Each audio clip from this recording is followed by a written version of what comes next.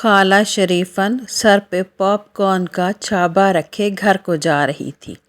ایک کوا بہت للچائی ہوئی نظروں سے ان دانوں کو دیکھ رہا تھا۔ اس نے اڑان بھری اور ایک دانہ اٹھا لیا اور اپنے گھونسلے والے درخت پہ جا کے بیٹھ گیا۔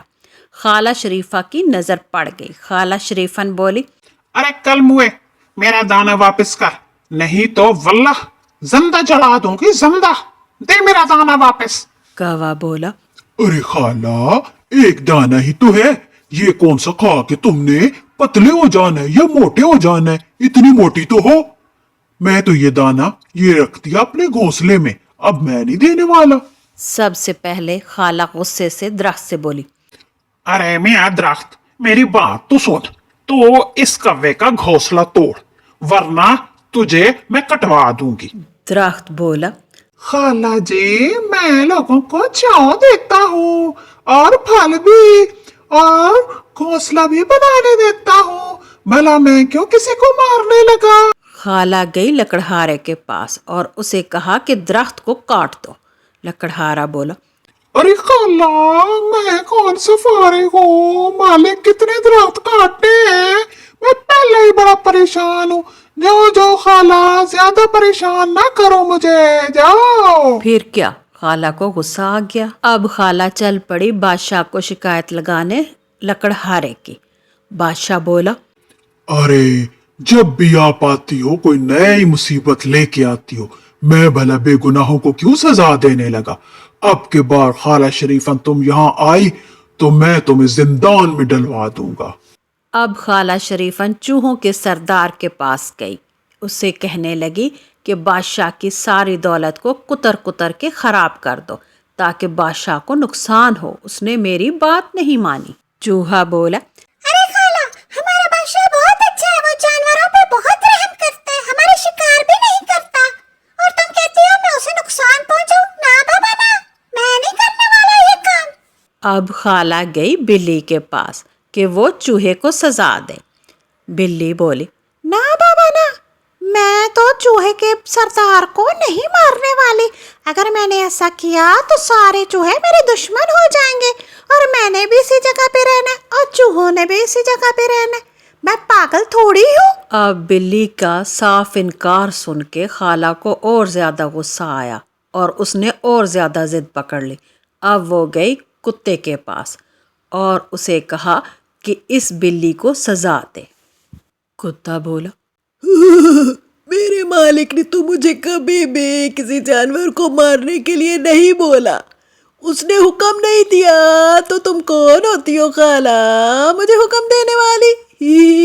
میں نہیں ماننے والا یہ حکم۔ ہر طرف سے انکار سننے پر خالہ کا غصہ 7ویں آسمان پر پہنچ گیا اور اب وہ سیدھی گئی ایک درخت کے پاس جس کے نیچے کتا بیٹھتا تھا۔ خالہ نے درخت کو بولا، ارے میاں میں تم سے ایک بات کہنے آئی ہوں، تمہیں میری یہ بات سننی پڑے گی، تمہیں اس کتے کو مارنا ہوگا اپنی شاخوں کے ساتھ، ہیں؟ نہیں مارا تو میں تمہیں جلوا دوں گی آگ سے۔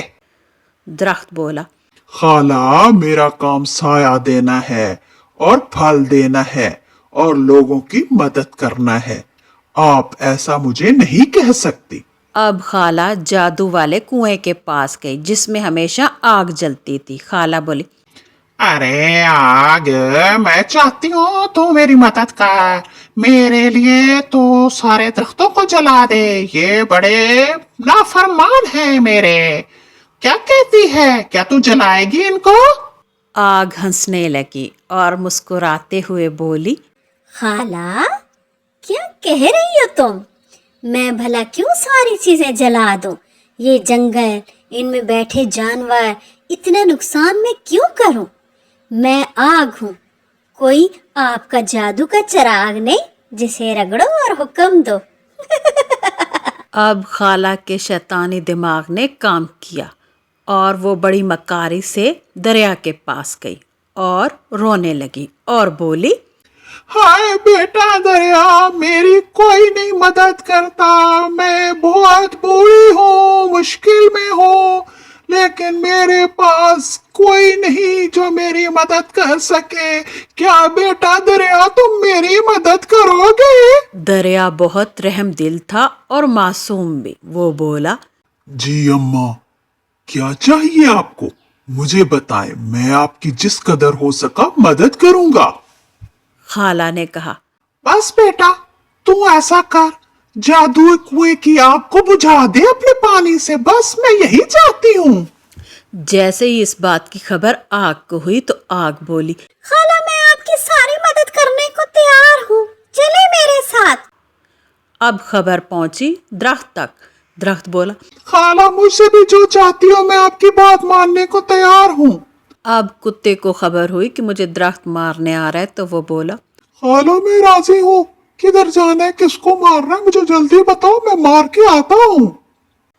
اب جب بلی کو یہ خبر پہنچی تو بلی بولی ارے خالہ مجھے کسی کتے سے نہ مروائی، جو بولتی ہو میں تمہاری بات ماننے کو تیار ہوں، چلو چلو چلتے ہیں چوہے کو مارنے. چوہا خود ہی بھاگتا ہوا خالہ کے پاس آیا اور بولا خالہ کدھر چلنا ہے مجھے بتاؤ، بادشاہ کی ساری دولت تباہ کر دوں گا، اپنی فوج لے کے جاؤں گا چوہوں کی، تجھے راضی کر لوں گا. چل خالہ مجھے بلی سے نہ مروائی، چل چل چلتے ہیں. اب بادشاہ تک یہ خبر پہنچ گئی. بادشاہ بولا او شریفن اللہ کی بندی، میری دولت کے پیچھے کیوں ہاتھ دھو کے پڑ گئی ہے؟ ٹھہر جا، میں اس لکڑہارے کو سزا دیتا ہوں جس نے تیری بات نہیں مانی تھی. اب لکڑہارے کو جب یہ پتا چلا کہ بادشاہ نے اسے دربار میں بلایا ہے تو لکڑہارا بھی ڈر گیا. وہ بھی خالہ شریفن کے پاس بھاگا بھاگا آیا اور بولا خالہ مجھے معاف کر دے، جو درخت بولے گی میں کاٹ دوں گا. آج چلتے ہیں، تو میری اپنی خالہ ہے نا. اب درخت بھی بہت پریشان ہوا جب اسے پتا چلا کہ لکڑہارا اسے کاٹنے آ رہا ہے. وہ جلدی سے بولا خالہ جو تو کہتی ہے میں تیری ہر بات مانوں گا. لے میں ابھی کوے کا گھونسلہ توڑ دیتا ہوں. جب یہ بات کوے کو پتہ چلی تو کوے کو سمجھ آ گئی کہ خالہ کتنی کنجوس ہے. کوے نے آ کے خالہ کو وہ دانا واپس کر دیا. خالہ نے وہ دانا لے لیا. یہ میرے بچپن کی کہانی تھی. آپ کو یہ کہانی کیسی لگی؟ لائک کریں، سبسکرائب کریں اور کمنٹس کریں. Take care. اللہ حافظ.